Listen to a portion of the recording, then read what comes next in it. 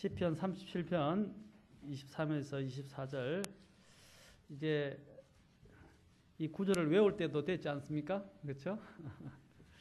자, 다 같이 함께 봉독하겠습니다.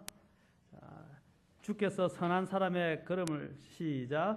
주께서 선한 사람의 걸음을 정하시고 그의 길을 기뻐하시는도다. 그가 넘어질지라도 완전히 쓰러지지 아니하리니 주께서 자신의 손으로 그를 떠받치시는도다.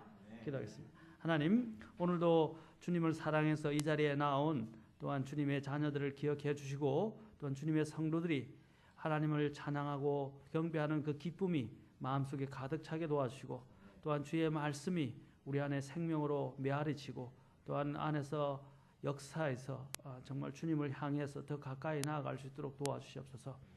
저희들의 허물과 부족함을 일깨우시고 또한 감추시고 또 새롭게 하시고 깨끗게 하셔서 또 주님 앞에 정말 독수리가 날개치며 올라가는 것 같은 힘을 가지고 또 나아갈 수 있도록 은혜를 더해 주시옵소서. 주님, 이 시간 주님께 온전히 의탁하며 예수님의 귀한 존함을 받도록 기도합나이다. 아멘. 자, 앉으시겠습니다. 제가 계속해서 실패를 통한 성장 지루합니까? 아니죠.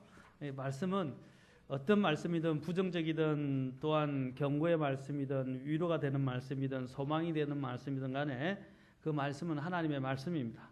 말씀에 지루하다는 것은 그것은 우리가 마음이 굳어져 있다는 것을 말하는 것이고 똑같은 말씀을 100번을 반복해도 매번 들을 때마다 달라지는 것이 하나님의 말씀입니다. 그렇죠. 원래 이제 하늘의 만나라는 것은 이스라엘 백성들이 먹었던 만나는 천국의 음식으로서 또 천사들이 먹는 음식이었죠. 그런데 그것은 결코 식상하지 않는 음식입니다. 그런데 왜 사람들이 거기에 대해서 식상하고 실증을 느끼게 됐냐? 그 이유는 음식의 문제가 아니었고 마음의 문제였다는 것입니다. 그들이 정욕과 욕심으로 말미암아서 결국에는 이 하늘의 음식을 실증을 내기 시작했고 자신들이 이전에 즐기던 이집트에서 먹던 고기들과 부추와 여러 가지 음식물들을 그리워하게 되었죠. 이것이 결론적으로 보면 하나님의 것들은 영원한 것들이지만 인간들이 거기에 대한 정욕과 또한 자신들의 욕심으로 말미암아 결국에는 하늘의 것들을 거부하게 됐고 또 하나님부터 멀어지게 됐다는 사실입니다. 오늘도 우리가 살펴보게 될 내용과 관련해서 우리가 실패하게 되는 원인들이 있다고 했습니다. 그 중에 하나가 제가 교만과 자기의라는 것이었다고 그랬죠. 하나님을 의지하지 않는 것. 그 다음에 두 번째는 불순종. 세 번째는 사탄이 사실 우리에 대해서 시기해서 시험을 하는 경우가 있다라고 그랬습니다.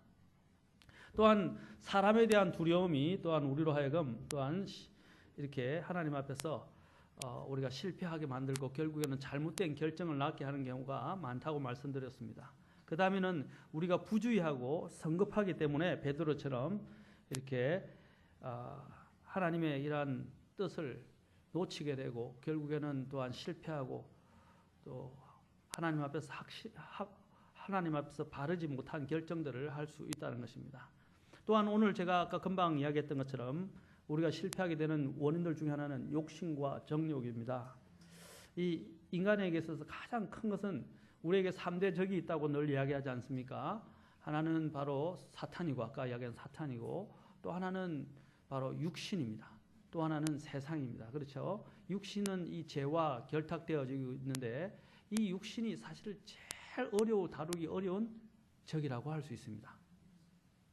이 육신을 다루기가 얼마나 힘든지 성숙한 사람들도 자기 기만에 빠지거나 쉽게 육체와 결탁해서 죄에 빠지게 됩니다. 또한 이런 자기 기만은 또한 마음의 문제입니다. 이러한 부분들이 보이지 않는 저변에 깔려있는 우리의 이 저변에 마음속 저변에 깔려있는 이 욕심과 관련되어 있어요. 그래서 야고보서 1장에서는 뭐라고 되어 있습니까? 욕심이 잉태한 적 죄를 낳고 죄가 장성한 적 사망을 낳느니라. 그렇죠. 바로 죄가 완료되었을 때 사망을 이룬다. 그런데 그 원인이 발단이 어디서 있냐면 마음의 욕심에서부터 오는 것입니다. 아까도 이야기했지만 천사의 음식을 싫어하게 된 그 주된 원인이 뭐였습니까? 마음속에 깔려있는 욕심입니다. 우리가 이렇게 이야기합니다. 하나님을 이야기하면서도 우리는 하나님에는 이름을 갖다 붙여서 자신의 욕심을 위하여 간구하거나 기도하거나 아니면 자신의 일을 도모하는 경우가 많아요. 이스라엘 백성들이 하나님께 우상 숭배를 하게 되었을 때 아론이 그렇죠. 모세가 시내산에 하나님의 율법을 받으러 갔을 때 아론과 그의 모든 백성들이 어떻게 했습니까? 자신들이 갖고 왔던 모든 검은 보석들을 가져다가 나중에는 금송아지를 만들어냈죠. 그런데 금송아지를 만들어내고 뭐라고 이야기합니까? 이것이 너희를 이집트에서 불러낸 여호와다라고 이야기합니다. 하나님이라고 갖다 붙이고 형상을 만들어 놓고 뭐라고 그러냐면 그것이 우리를 끌어낸 이집트에서 끌어냈던 여호와다라고 이야기합니다. 하나님의 이름을 갖다 붙여놨어요.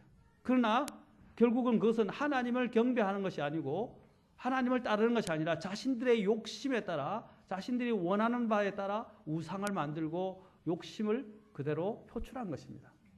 우리도 마찬가지 신앙생활을 할 때 우리는 자꾸 하나님의 이것은 하나님의 뜻이라고 갖다 붙이는 사람들이 참 많이 있어요. 뭐 자기가 원하는 바만 있으면 이것은 하나님의 뜻이라고 이야기합니다. 그러나 나중에 결국에는 지나고 보면 하나님의 뜻이 아닌 자신의 뜻으로 판명되는 경우가 많다는 것입니다. 우리는 너무나 쉽게 하나님의 뜻이라고 갖다 붙이면 모든 것이 다 되는 거로 생각해요. 그게 얼마나 위험한지 모릅니다. 왜냐하면 그 속에 자세히 보십시오. 자세히 보면 그 안에는 하나님 뜻이 아닌 자기의 뜻이 들어있어요. 자기의 욕심이 들어있다는 것입니다. 내 욕심을 이루기 위해서 하나님을 갖다 붙이는 오늘 그런 일들이 어마어마하게 많이 일어나고 있어요. 성도들 속에도 아주 많이 일어나고 있습니다. 요한복음 7장 17절에 보면 뭐라고 말씀하십니까? 하나님께서 하나님의 뜻을 아는 사람은 이렇게 이야기합니다. 누구든지 하나님의 뜻을 행하고자 하면 이것이 하나님에게서 났는지 내가 스스로 말함인지 알리라 라고 이야기했어요.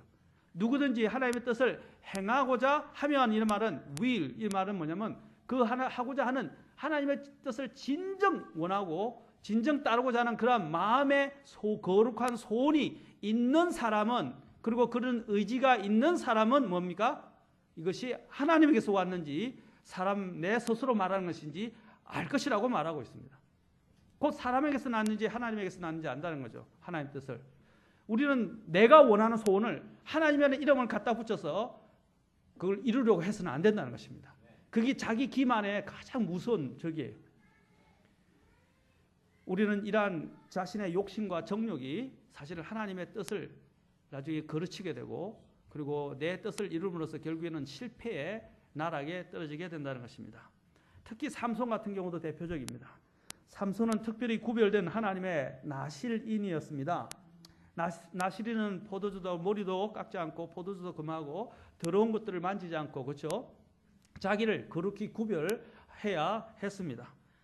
그러나 이 나신이었던 삼손은 하나님께서 주신 권능과 힘을 자신의 정욕을 위해서 허비함으로 인해서 결국에는 그 인생은 실패로 끝나게 됩니다. 마지막에 하나님의 힘을 얻어서 나머지 블레셋 사람들을 무너뜨리고 죽이고 그도 함께 죽게 되었지만은 그러나 그의 인생을 보십시오. 하나님이 주셨던 재능을 자신의 정욕을 위한 도구로 삼았다는 것입니다. 특히 뭡니까? 여자에게 빠져서 그 여자로 말미암아 하나님이 주셨던 놀라운 일들을 할 수 있었음에도 불구하고 그는 그것을 다 허비해버리고 결국에는 마지막에는 하나님께 영광을 잠깐 돌릴 수는 있게 되었지만 그러나 자기 자신도 함께 자멸해야 했던 것입니다. 하나님께서는 이러한 삼손을 어떻게 다루셨습니까? 그의 마지막 소원을 들어주심으로 그의 오역은 씻어주셨지만 그는 여전히 자신의 정욕으로 인해 비참한 최후를 맞게 되었습니다. 죄라는 것은 그래요. 죄의 정욕에 따라서 욕심에 따라서 지은 죄는 반드시 대가를 지불합니다. 대가를 지불합니다. 우리는 자꾸 이 대가를 지불하는 문제에서 용서라는 말로 인해서 대가를 지불하는 것들이 다 끝났다고 생각합니다. 십자가에서 예수님께서는 우리가 영원히 받을 죄의 형벌에 대해서는 십자가에서 다 죄의 대가를 지불해 주셔서 끝내셨습니다. 그러나 우리가 예수님을 믿고 난 이후에 짓게 되는 그 죄에 대한 문제들을 어떻게 합니까? 거기에 대한 결과에 대해서는 우리가 책임져야 돼요. 하나님은 이미 십자가를 통해서 용서는 하셨어요. 용서했다는 말이 내 죄의 대가를 내가 이제 짓고 있는 죄의 대가를 내가 다 사면받았다는 뜻은 아닙니다. 자, 무슨 뜻이냐? 아이가 분명히 여기서 걸려 넘어지는 것이 많으니까 여기서는 뛰어다니면 안 된다. 그러면 다친다. 라고 이야기했어요. 근데 애가 알겠습니다 해놓고 말만 해놓고 결국 뛰어다가 넘어져서 다치게 되고 다른 것들을 박살을 냈어요. 자, 그러면 어떻게 되겠습니까? 그 애가 자신이 죄죠. 불순종함으로 인해서 결국에는 사고가 일어나게 됐고 자신도 다치게 됐고 심지어는 다른 사람의 물건까지 이렇게 박살을 냈어요. 그러면 엄마가 가서 그래 내가 다 용서해 줄게. 내가 다 물어줄게. 이렇게 하면 아이 교육에 합당하지 않습니다. 아이가 어떻게 했습니까? 엄마 말을 듣지 않고 그렇게 해서 다치게 돼요. 다친 거는 만회를 해주지만 다른 사람의 물건에 피해를 끼친 것에 대해서는 어떻게 해야 됩니까?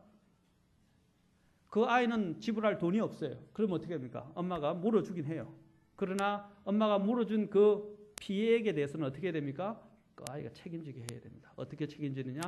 집안 청소를 하루에 한 달 동안 너는 해야 한다. 하루에 얼마씩 계산을 해서 이것이 만약에 몇만 원, 5만 원이다. 그러면 5만 원에 해당하는 돈을 어떻게 계산해서 하루에 5천 원씩 청소를 한 번 할 때마다 5천 원씩 아니면 500원씩 감한다. 이래가지고 한 달 동안 청소시킨다든지 그게 합당한 죄의 대가를 지불하게 해야 된다는 것입니다. 예를 들어서 내가 또 잘못해서 하지 말라고 그랬는데 잘못해서 다른 사람들에게 큰 피해를 입혔어요. 그럼 법적으로 썼을 때 법에서는 어떻게 다룹니까? 그 사람이 잘 모르고 했으니까 용서해 주시죠. 이렇게 했지만 그 사람에게 실제적인 신체적 피해를 입었다면 어떻게 되겠습니까? 그건 형사 입건되는 것입니다. 그렇죠? 그 형사 입건되는 것은 그것은 다 이미 이야기가 되어져 그것에 대한 보상이 반드시 주어져야 됩니다. 그 해당하는 만큼 그 사람이 용서해 줬다는 말하는 거하고 그 사람이 피해를 입혀서 피해에 대해서 어떻게 대가를 지불하는 문제는 다르다는 것입니다. 이제 제가 그 원리를 이야기하는 것입니다. 마찬가지로 우리가 죄를 지었을 때는 그 죄에 대한 대가는 지불해야 돼요. 삼손도 죄에 대한 대가를 지불했죠. 다윗도 죄에 대한 대가를 지불했어요. 우리가 구원을 받았다 하지만 구원받은 이후에 우리가 짓는 이런 삶에서 정욕과 죄로 인해서 짓게 되는 죄의 대가는 지불해야 된다는 것입니다. 그것은 아플 수 있습니다. 굉장히 고통스러울 수 있어요. 그러나 우리가 기억해야 할 사실은 이런 욕심과 정력이 우리를 실패로 인도할 뿐 아니라 우리로 하여금 그런 쓴 결과들을 또한 우리가 마셔야 할 때가 있다는 것입니다. 하나님께서는 우리에게 이 삼손의 경우를 통해서 교훈을 주십니다. 우리가 가지고 있는 은사와 자유를 잘못 오용해서 또 너무나 과용해서 자신의 정욕을 위해서 사용하는 것은 우리를 실패로 인도하고 말 것입니다. 주님께서는 뭐라고 말씀하십니까? 너에게 주어진 자유를 어떻게 합니까? 육신의 계기로 위하여 기회로 삼지 말라라고 하시고 그것으로 뭡니까? 그것을 가지고 오히려 사랑으로서를 섬기라라고 말씀하십니다. 우리는 우리에게 주신 육신의 기회로 우리의 정욕을 위하여 사용해서는 안 됩니다. 우리의 정욕을 이루기 위해서 사용할 것이 아니라 다른 사람을 위해서 또한 사용해야 합니다. 또 로마서에서도 이 부분을 다루고 있습니다. 로마서 잠깐 가보시죠.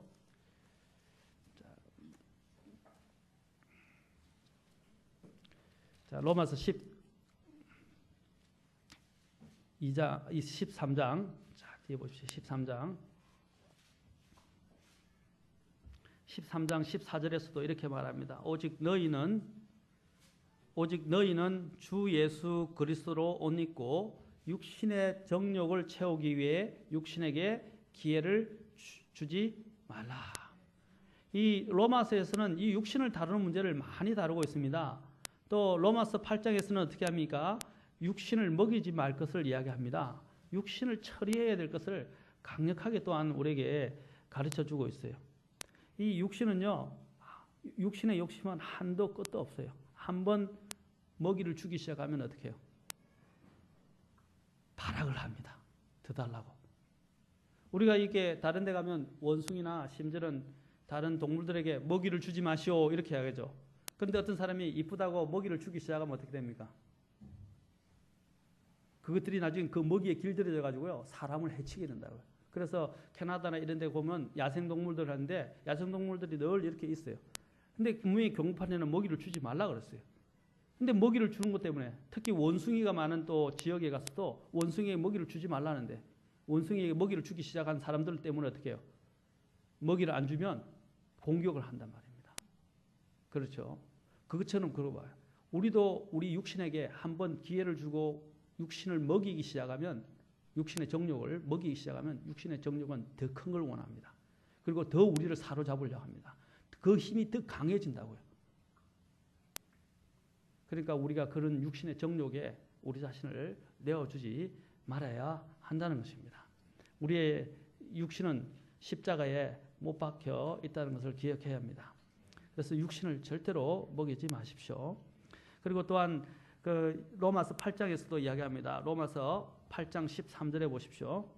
자, 12절 13절 보면 그러므로 형제들아 우리가 빚진 자로 돼 육신을 따라 살도록 육신에게 빚지지 아니하였느니라. 육신을 따라 살도록 육신에게 빚지지 아니했다. 이제 우리는 육신의 정욕과 결별했죠. 자, 13절 보시죠. 너희가 육신을 따라 살면 죽을 것이로되 성령을 통해 몸의 행실을 어떻게 한다고 그랬어요? 죽이면 살 것이라 라고 이야기했어요. 육신의 정욕을 우리는 육신의 행실을 죽여야 한다고 성경은 말하고 있습니다. 이 욕심은 정말 무섭습니다. 그래서 내 안에 진정 하나님을 뜻을 행하고자 하는 그 뜻이 있는지를 정직하게 하나님 앞에서 물어보십시오. 내가 내 육신의 욕심을 이루기 위해서 그것을 하나님이란 이름을 갖다 붙이고 하나님의 뜻이라고 거기다가 명분을 세우려고 하지 않는지를 한번 잘 보세요. 조금 어려운가요? 제가 이야기하는 것들이 이 영적으로 굉장히 깊이 있는 중대한 문제입니다. 우리는 육신에게 너무 많이 쏟고 있어요. 그리고 육신을 길들이고 있고 육신을 먹이고 있다는 것입니다. 하나님 앞에서 우리 육신을 정직하게 한번 보십시오. 우리는 내 자신을 합리화하기 위해서 얼마나 하나님의 이름을 갖다 많이 붙인지 모릅니다. 그 다음에 또 우리가 실패하게 되는 이유 중에 하나는 완벽함에서 나온 지나친 책임감 때문입니다. 완벽주의로 인한 지나친 책임감. 모세의 경우를 통해서 우리는 알 수 있습니다. 그는 순수한 동기로 하나님께 헌신되어진 사람이었습니다. 그렇죠? 그런데 모든 것을 자기가 책임지고자 함으로써 과도한 경무에 시달리게 되었습니다. 그래서 그는 어떻게 합니까? 이스라엘 백성들의 불평으로 인해서 죽고 싶으니까 나를 죽여달라고. 나 이 백성 도저히 감당 못하겠으니까 하나님 차라리 나를 죽여달라고까지 이야기를 합니다. 민수기를 읽어보면 나옵니다. 얼마나 힘겹겠어요. 그 많은 600만 명의 사람들을, 그렇죠? 200만 명의 사람들을 200만에서 60만 명을 이끌어내서 그 자녀들까지 하면 한 200만에서 300만 명의 정도의 사람이 됩니다. 엄청 많죠. 그 많은 사람들을 광야에서 인도하려니까 이게 감당이 안 되는 거예요. 너무 힘들게 늘 불평을 일삼고 늘 불순종하고 우상 숭배에 빠지고 너무너무 힘겨우니까 이제는 어떻게 하냐면 나 이 백성 모르겠습니다. 하나님 왜 이 백성을 나에게 인도하게 하셔서 나로 하여금 이렇게 짐을 지게 하면 차라리 나를 죽여주십시오. 모세가 얼마나 힘들었으면 죽여달라고까지 했겠어요. 그런데 문제는 무엇이었습니까? 그 이스라엘 백성을 책임지는 분이 누구예요? 하나님이십니다. 그 이스라엘 백성을 또한 먹이시는 분이 누구입니까? 광야로 이끌어내셔서 가나안까지 인도하실 분이 누구이십니까? 하나님의 책임입니다. 그런데 모세는 자기가 하려고 했던 거예요. 그런 건 하나님의 부르심을 받은 사람이라는 것들을 그는 알고 있었지만 결국에는 너무나 과도한 경무 때문에 어떻게 말을 하냐면 마치 자기가 이 백성을 책임져야 될 것이고 이 백성을 가나안까지 어떻게 만들어가면서 가나안까지 인도해야 될 사람이라고 생각했던 것입니다. 그것은 착각이었어요. 우리가 과도한 일들에 너무 부담이 많아지고 책임감이 많아지면 어떻게 하냐면 내가 이 모든 것을 책임져야 될 사람인 것처럼 착각한다는 것입니다. 그것을 해결할 수 있는 분은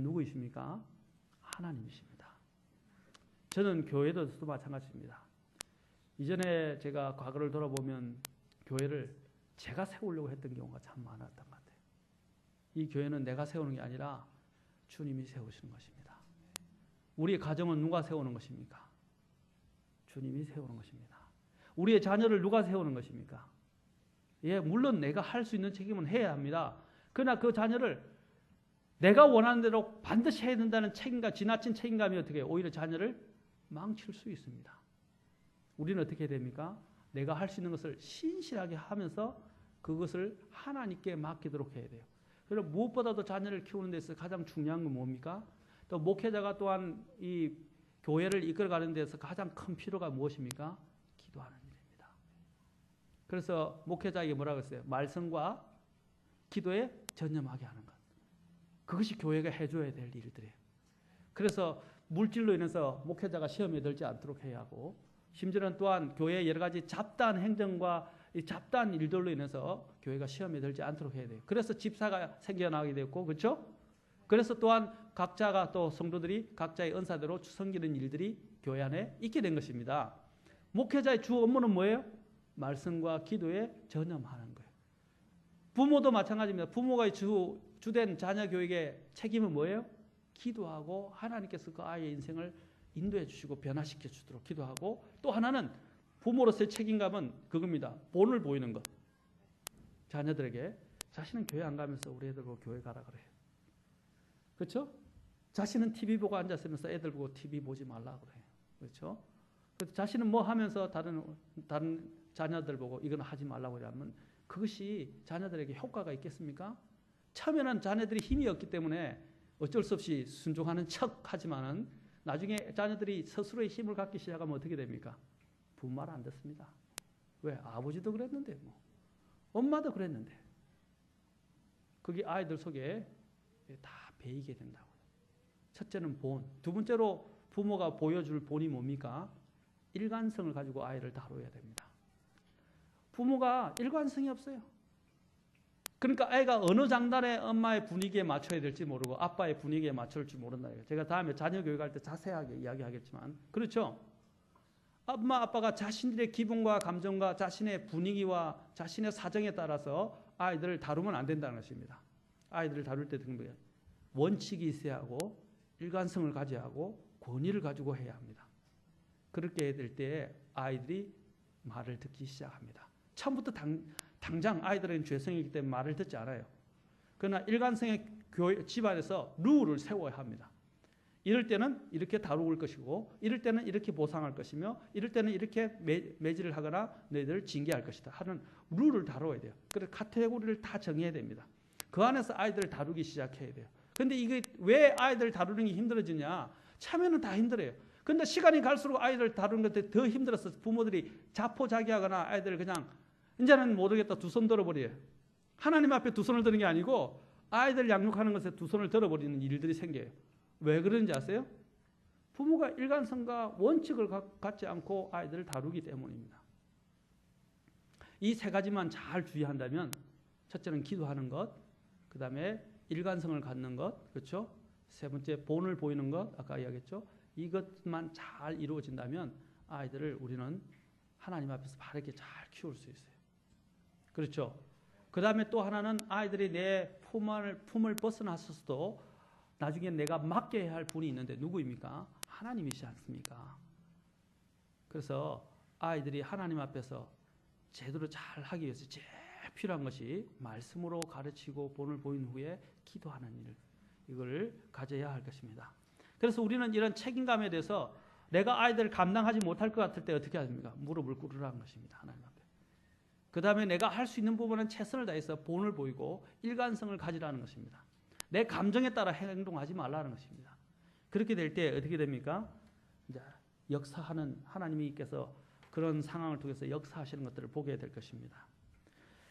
모세도 마찬가지로 그가 이러한 일들을 감당하지 못했을 때 하나님께서는 그의 순수한 동기는 이해하시고, 그래서 그의 장인 이드로를 통해서 70장로를 세우게 하는 지혜의 길을 보여주심으로써 그를 과도한 업무에서 벗어나게 도와주셨습니다. 하나님의 일을 할 때 우리는 모세처럼 지나치게 짐을 짐으로써 낙심해서 쓰러져서는 안 된다는 것입니다. 주위에서 짐을 나누어 질 사람을 찾으시기 바랍니다. 먼저 우리는 하나님이 계시지 않습니까? 하나님께 기도로 맡기고, 두 번째로는 도움을 구하십시오.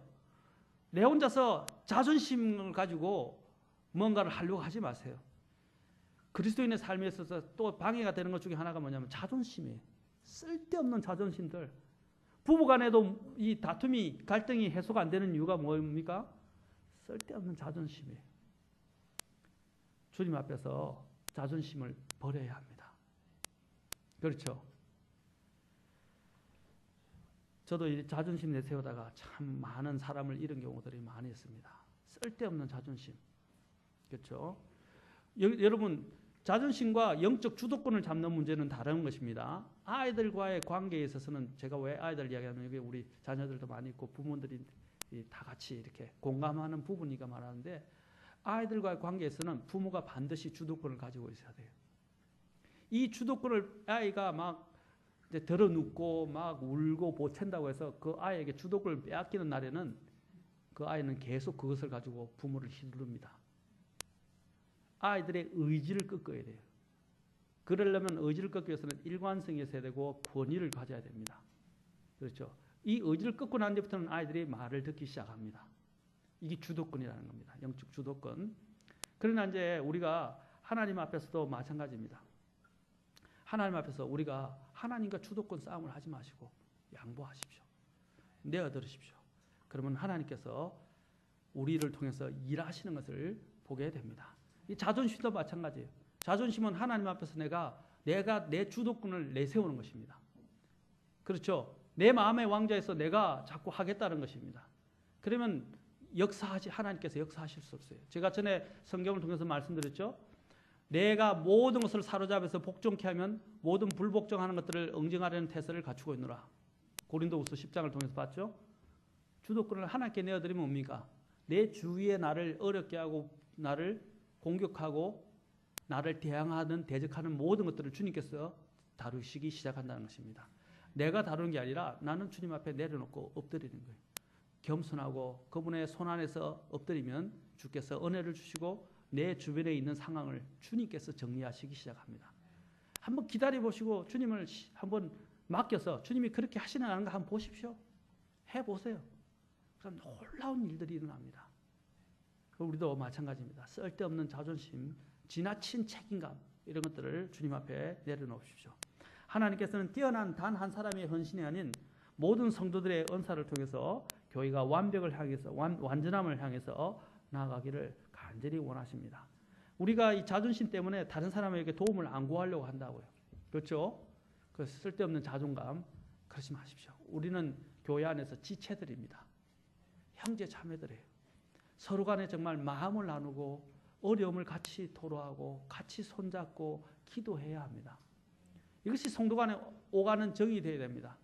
성도들이 와서 그냥 인사하고 형식적인 인사하고 성식적인 얼굴만 알고 있고 서로에 대한 마음의 어려움과 짐들을 서로 나누지 못하고 서로 듣지도 못해요.